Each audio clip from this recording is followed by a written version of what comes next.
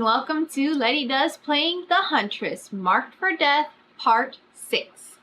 So I filmed Part 5, 6, and 7 of this Let's Play all in one go, and the clip that you're watching marks the beginning of Part 6. If you haven't seen Part 5 yet, I suggest you go watch that first. You can find the link for that over in this video's PeerTube description.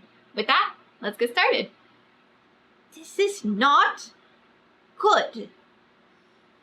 I will assume that because he's behind me, he cannot be beyond the wheels. Oh, this is bad. All right.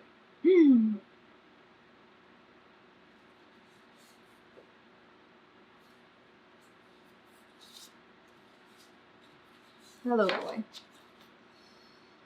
Let's go with plus packet of powder plus necklace of teeth.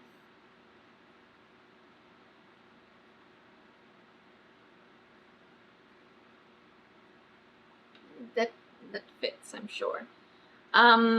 Then we will go to 33 because I feel like he's right behind me and I don't want to fight that fight. I can't even win a fight against a cat. My new strategy is to run away. Unless I can use my gun, then I guess it would be fine. Okay. Let's go.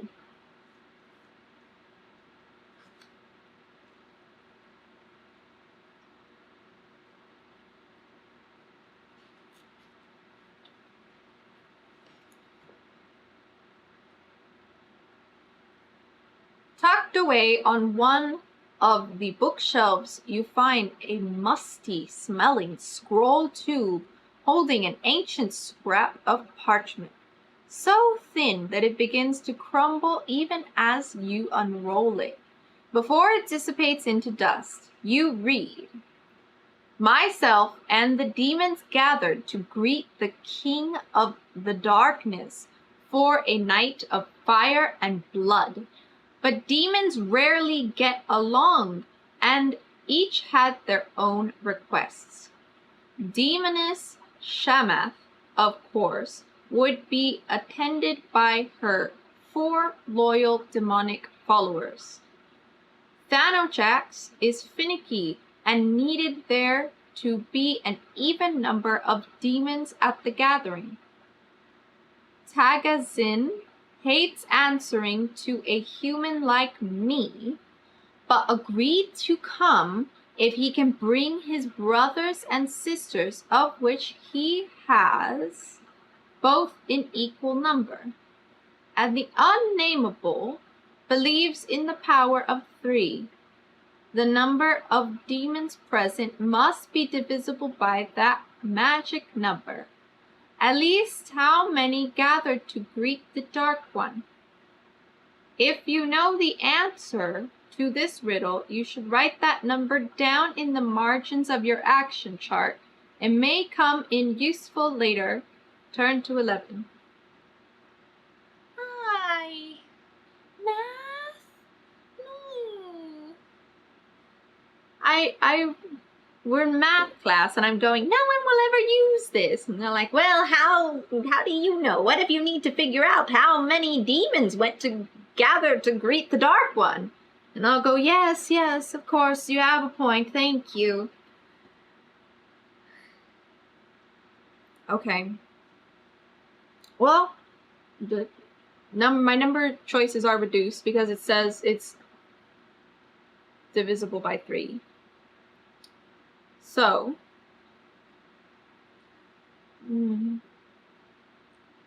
they themselves are more than 3, so it's not 3. I think they themselves are more than 6, so it's not 6. Ugh, don't do this. I was just reading, I wasn't thinking.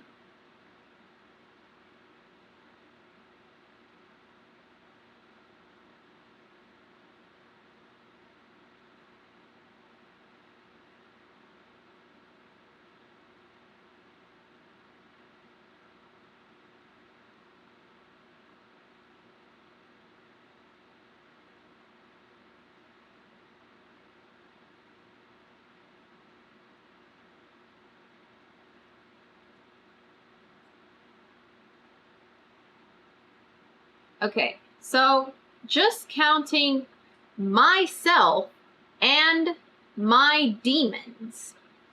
So first, myself. So that's 1. Wait. How many gathered? Okay, so it says how many gathered. Is it asking how many demons or how many people? Like in general, because it says here the unnameable, the number of demons present must be divisible by that magic number, but at least how many gathered to greet the Dark One. How many doesn't specify if it's human or if it's demons. So if I'm left to assume you're just counting everyone, then you need to count the human listed as myself. So that's 1. Oh, this is such an important distinction. I don't know if that matters. Oh well. 1. And then Shamath has 4 demons.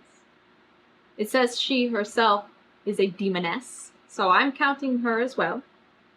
So that's 5 already. Thanajax might have come there alone, because totaling that's 6, and that meets his requirement of an even number. Oh, an even number of demons.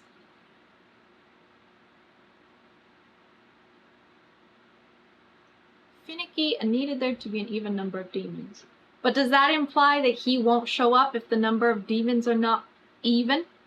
So would I subtract him? Or does that imply that he would bring his own demon to even the number out? I don't know. Whatever. Let's just count them as 1. Tagasin, 1. We'll add the brothers and sisters later. And then we are assuming the unnameable is also 1.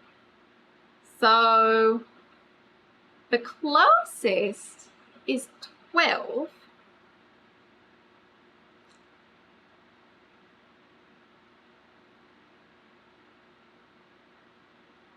The closest is 12.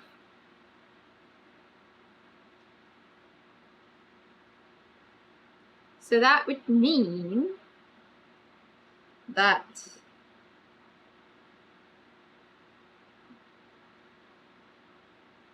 Tagasin brought 4 brothers and sisters to equal 12. And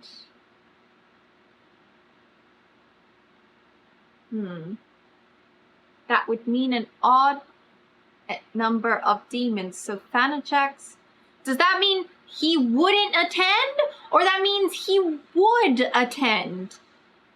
Which is it? And am I counting the human? Okay, let's see.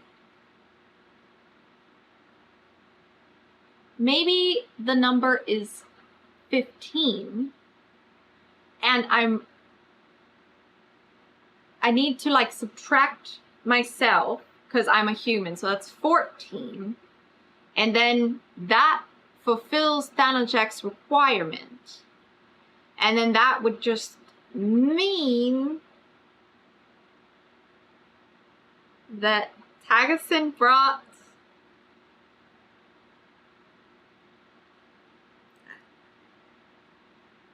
Are they bringing more people? Are they deciding not to come? Do I count? I'm going to write 15. Fuck it. I'm not here for math. I think it's 15.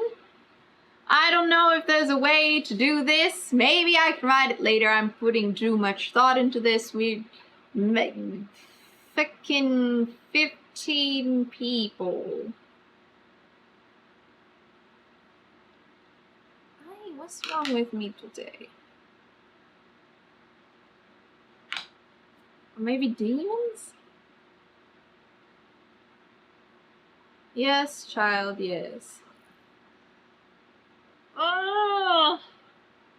At least how many gathered to greet the Dark One? But this guy wants an even number of demons at the gathering.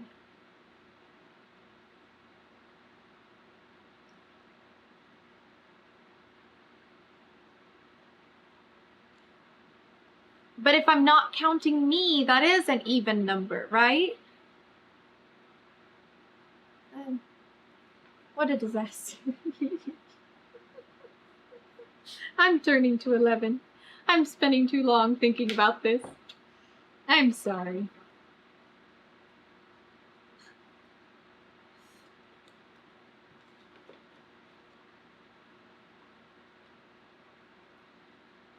A rush of noise outside of the chamber draws you back to the opening. A waterfall, which was not there before, now cascades down from the darkness. The water strikes the ancient boards of the water wheels, turning them in a symphony of creaks and groans. As the wheels turn, there is a loud thunking and clanging, and the flickering blue lights become bright and steady. New lights spring to life as well, each like a bright blue star illuminating gears, mechanisms, and catwalks covering the entire massive area. What at first you took for magical lights, you now realize are being powered by an incomprehensible machine of which the water wheels are a part. Dust and small bits of rock tumble down from above, and you look up to see a spindly-limbed, feminine figure clinging to the rock wall, descending it upside down. Rags are wrapped tight around her like a mummy. Her face is obscured by a red hood and cowl, except for her rotted teeth, between which is clenched a rusty butcher's cleaver. She drops the last 5 feet into the room and brandishes the knife at you. Give us the vessel, the woman hisses unevenly as she attacks you. Red cowl, endurance 14. You fight this combat at a combat ratio +4, but your opponent only takes half damage each round from all sources of damage. Round down. If you have the art of Salazans and are wielding an axe two-handed, you ignore this penalty on results of 7 or higher. You can evade combat at any time and run back to Valeska's boat, follow evasion rules, and then turn to 198. If you win combat, turn to 150.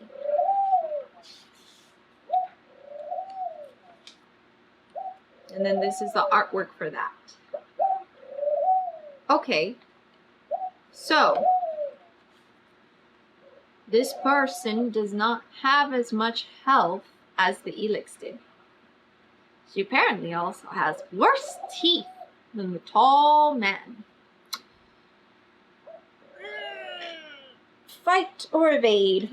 Fight or evade? Ugh. Well, I've got to fight. I've got to fight until I need to evade. So, let's see.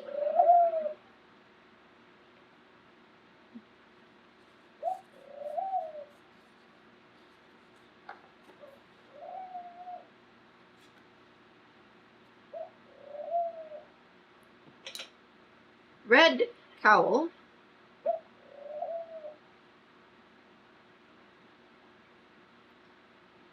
This is section 11. This is a combat ratio of +4. My endurance points are 24. Their endurance points are 14.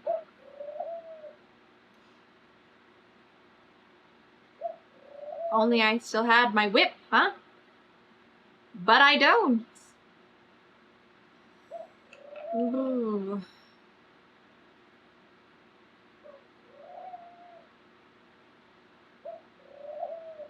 Only takes half damage each round from all sources of damage.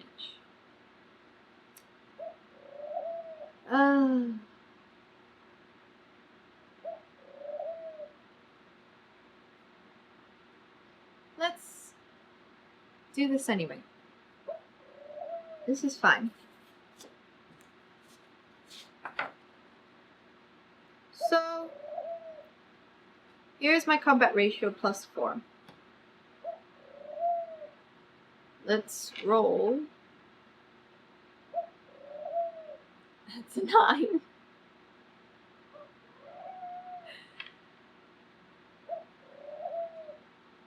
That means they would take 14.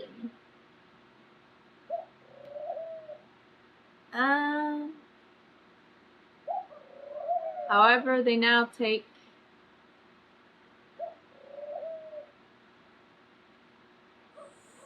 6, 7. They take 7. I'm sorry. I'm still stuck on that other, on the thing.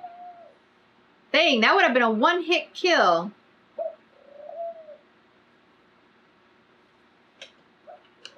So...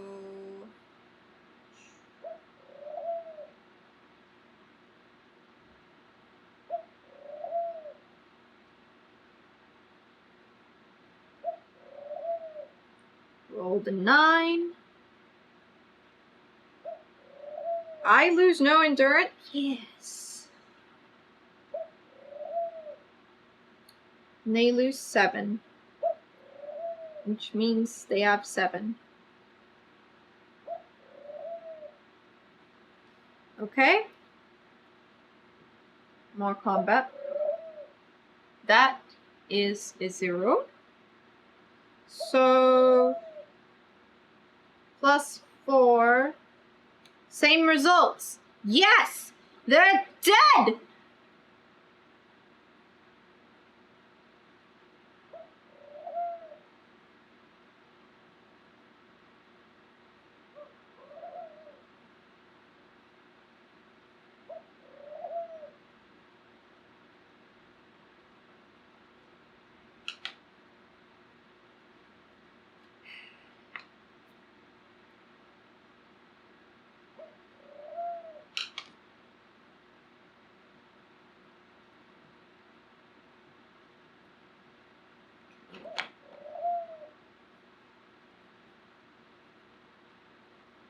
They're dead!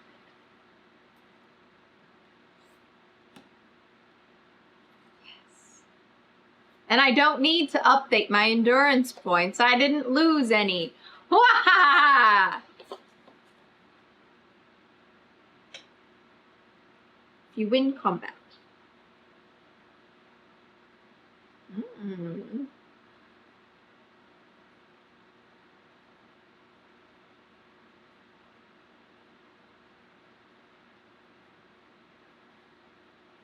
That's how fights are supposed to go. Why am I fighting against a cat?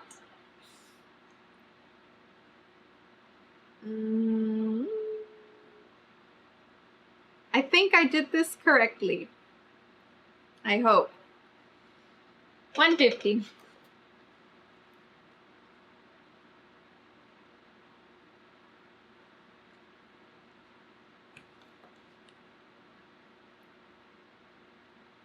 It takes many blows before your opponent finally falls to the ground and stops moving. You turn the body over with the toe of your boot, and what you see is something out of a nightmare. The rags have been cut away by your many attacks, revealing gray, swollen skin covered in lesions.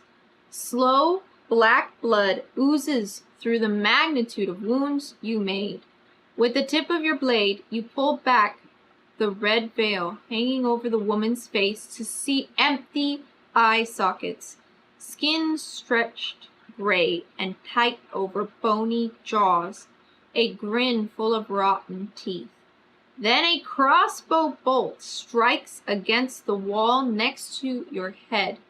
You look out into the large cavern and see at least a dozen hooded figures rushing down the catwalks like hornets out of a disturbed nest. You can retreat to Valeska's boat by turning to 198, or you can escape by leaping into a paddle of one of the water wheels, riding it up, turn to 183. Ah, shit.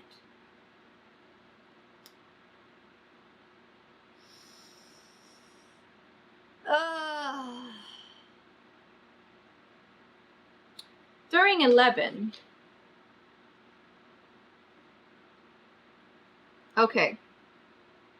So I would have been able to go to Valeska's boat on 198 in section 11. However, I don't think I should. I think something bad might happen if I do. So, I will... Yeah, the paddle of the water wheel. Sure. Let's do that.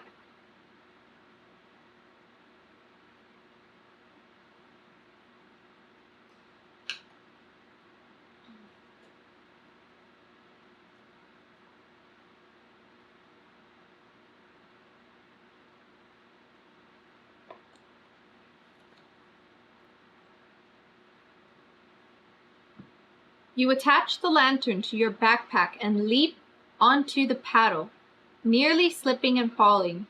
The sound of the roaring water drowns out even the shouts of the red cowls, but out of the corner of your eye, you see them running around the catwalks that fill the cavern, trying to get into a position to shoot you down with the crossbows they wield. 40 feet up, you leap from the wheel onto a wooden walkway with a rotten railing. Standing on the walkway 15 feet away is a red cowl with a hunched back. In his hands he holds a loaded crossbow. The cowl covers his figures, but you can sense the smile behind it as he prepares to pull the trigger. If you have Yenvir's arrow snatch, turn to 27. If you have the art of Denthasi Kar or a Boreas hand cannon and wish to use it, erase either a dagger or a shot and turn to 77. If you have a whip and wish to use it, turn to 107. If you have none of the above items or arts, turn to 242. I wish I had a whip. This is where I would use my whip if I had one. But alas, gone forever. I have the Boreas hand cannon, and I do have shot left. I will use it. So we will go to 77. Well, can have shot left and wish to use it. Yeah.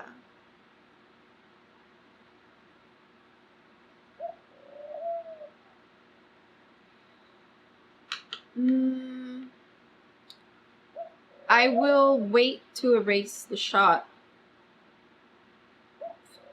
to see if I manage to use it first.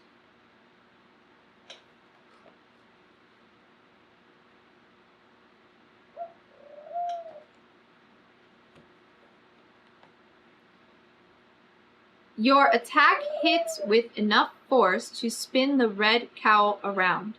He falls against the rotted railing, which gives way under his weight. With a cry more of rage than fear, he topples off the walkway and into the darkness. Turn to 233. Okay, so since I did manage to successfully use my Boris hand cannon, I was wondering if it was going to say, like, you can't shoot it or something. This up here is my original 2 shots, but I have a packet of boom powder that I just got from Valeska's boat. Can I erase that instead? Or do I need to mark it?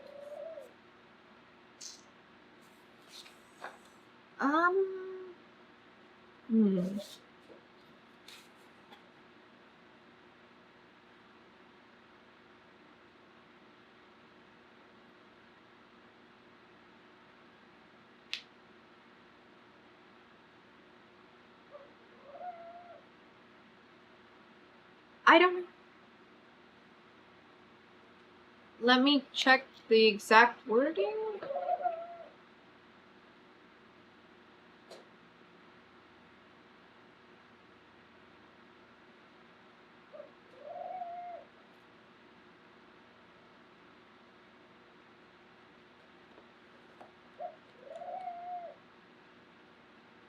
Can be used to make an additional shot when you run out of shots. When you run out of shots. So I haven't run out of shots yet. So I don't think I can erase it from my backpack.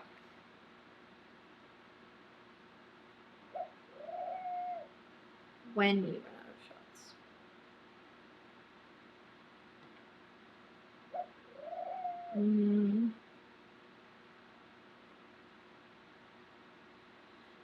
I will take that as I need to first run out of shots, then I can use it.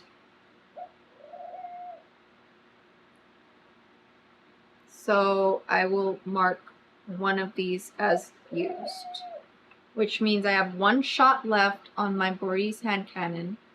The knowledge, I forgot to write 15.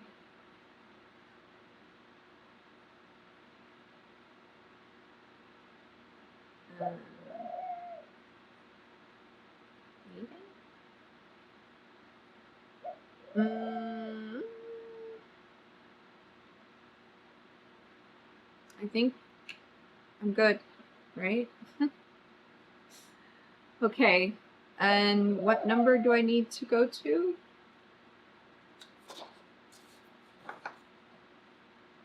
233.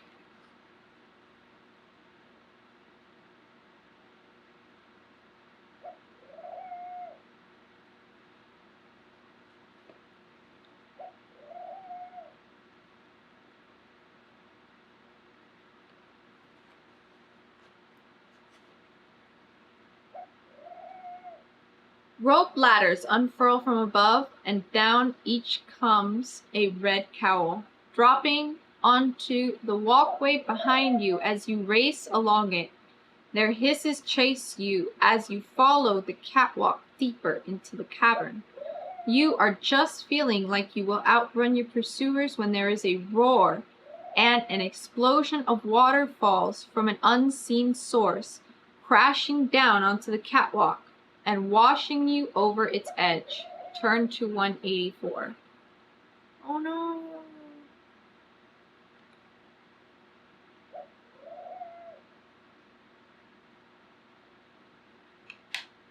Did I select select the right thing.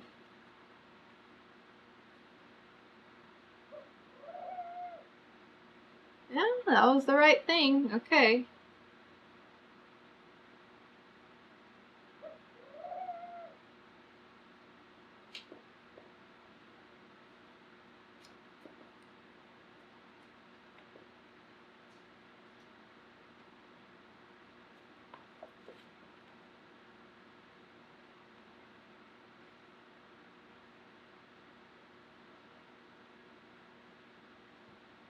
You fall into open air for a long time until at last you hit what feels like soft earth. You bounce once and the wind is knocked from you, but otherwise you are unhurt. Even your lantern is unbroken. You raise it up and stare in astonishment at the new world you have fallen into. All around is a forest, but not of trees. It is a forest of giant mushrooms with caps the size of roofs. You have landed on one of these caps. Its soft, spongy surface has saved your life. You slide off it to fall to a floor which is not hard stone, but marshy and full of the buzz of insects. Mushrooms with stalks thick as tree trunks tower over you, their caps spread out to make a canopy from which fall iridescent spores that light the space like stars falling from the sky. When the spores touch the surface of the bog, they silently explode, filling the puddles with bright colors. You start hiking through the knee-deep, multi-hued mud. Turn to 62. Don't eat the mushrooms! Don't eat the mushrooms!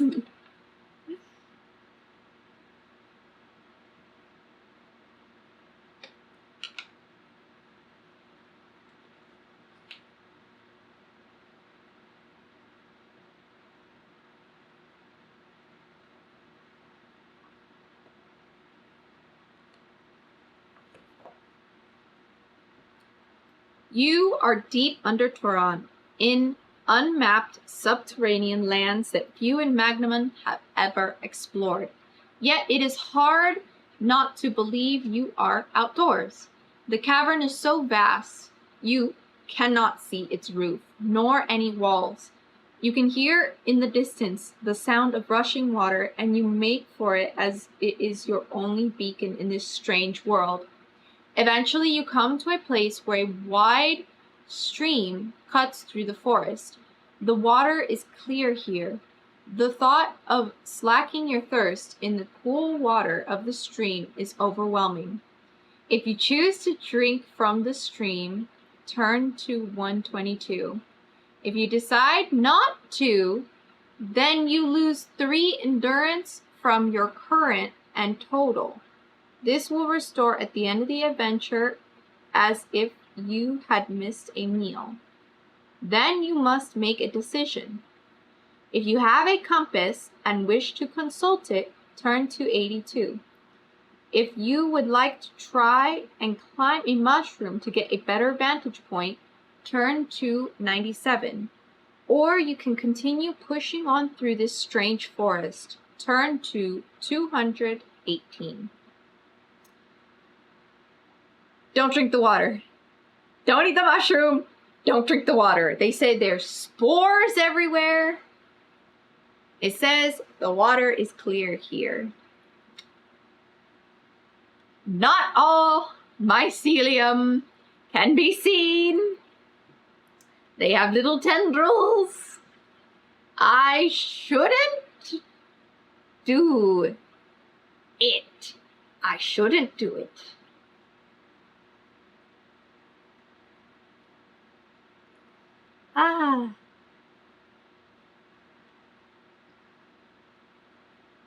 I will restore the 3 endurance from my total.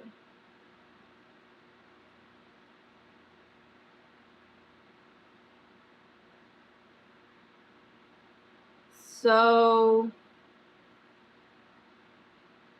like what? If I don't drink from the stream, I can only ever restore up to 22 health this adventure.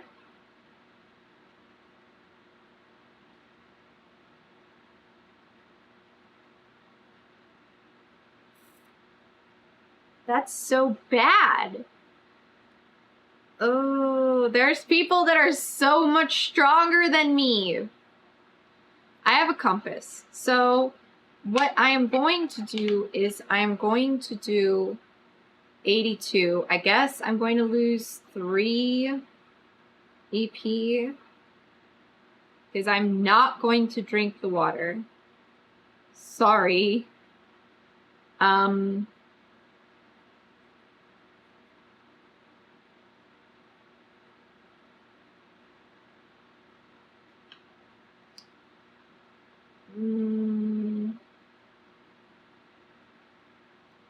need to verify that.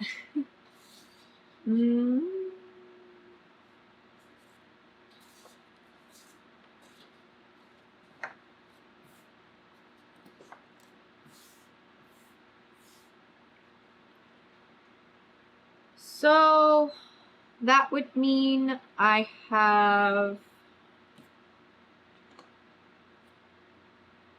21 out of 22. Maybe I should just remember the 22 aspect. Okay. I don't want it to look too cluttered. So I now have 21 endurance.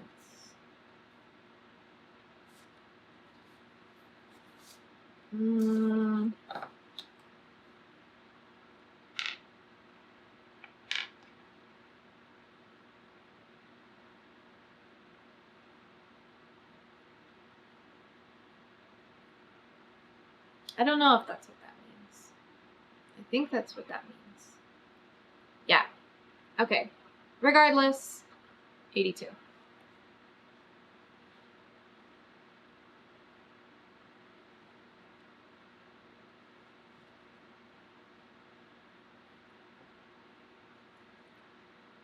The compass dial spins chaotically for several moments as if even it cannot find itself in this otherworldly place. Then it stops, pointing to your right. North is as good a direction as any, and you decide to follow it, reasoning that while it may not lead you back to Toron, at least if you continue in one direction long enough, you must come eventually to the end of the forest. Turn to 186. Okay, so I filmed part 5, 6, and 7 of this Let's Play all in one go, and the clip that you're watching marks the end of part 6. Stay tuned for part 7. That's all I got for you for now. Get out there, do all the stuff, and I'll see you next time. Bye!